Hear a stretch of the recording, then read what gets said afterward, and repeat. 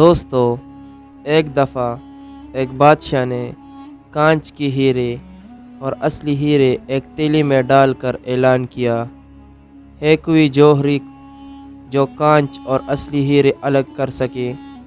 شرط یہ تھی کہ کامیاب جوہری کو منہ مانگ انعام دی جائے گی اور ناکام کا سر قلم کر دیا جائے گا۔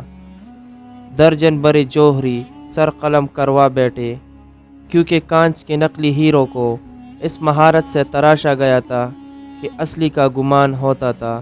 ڈنڈورا سن کر ایک اندھا شاہی محل میں حاضر ہوا۔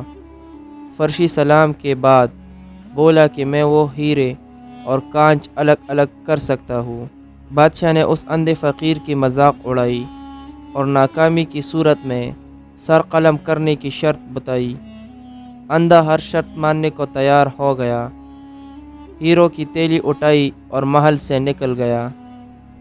1 گھنٹے بعد حاضر ہوا۔ اس کے ایک ہاتھ میں اصلی اور دوسرے ہاتھ میں کانچ کی نقلی ہیرے تھے۔ شاہی جوہریوں نے تصدیق کی کہ اندھا جیت گیا ہے۔ بادشاہ بہت حیران ہوا۔ اس کی حیرت کی انتہا نہ رہی کہ جو کام آنکھوں والے نہ کر سکے وہ کام ایک نابینا کیسے کر گیا۔ بادشاہ نے اندھے سے دریافت کیا کہ اس نے اصلی اور نقلی کی پہچان کیسی کی۔ اندھا بولا، یہ تو بہت آسان ہے۔ میں نے ہیروں کی تیلی کڑی دھوپ میں رکھ دی، پھر جو تپش سے گرم ہو گئی وہ نقلی تھی، اور جو گرمی برداشت کر گئی اور ٹھنڈی رہی وہ اصلی تھی۔ دوستو، بادشاہ نے اس اندھے فقیر کی تعریف کی اور انعام و اکرام سے نوازا کہ رخصتی کے ساتھ ہی میرا غصہ، میری انا اور میرے دماغ کی گرمی بھی رخصت ہو گئی۔ مجھے سمجھ آ گئی کہ برداشت، نرم مزاجی، حلیمی، متانت اور محبت ہی انسانیت کی معراج ہے۔ جو گرم حالات کو سہ گیا وہ ہیرا، جو نہ سہ سکا وہ کانچ۔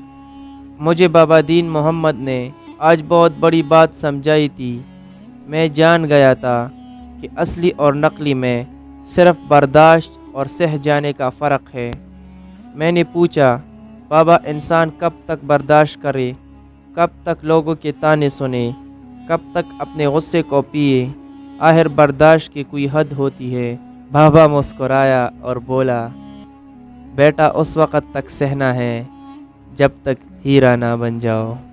تو دوستو، اگر آپ کو ہماری آج کی ویڈیو پسند آئی ہو تو ہمارے چینل کو سبسکرائب کریں مزید اچھی ویڈیو سب سے پہلے دیکھنے کے لیے۔ Thanks for watching.